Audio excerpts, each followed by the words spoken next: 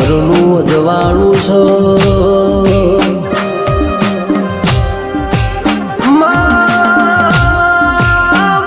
જેને મજૂરી ખાતર મલખ મેલ્યો હોય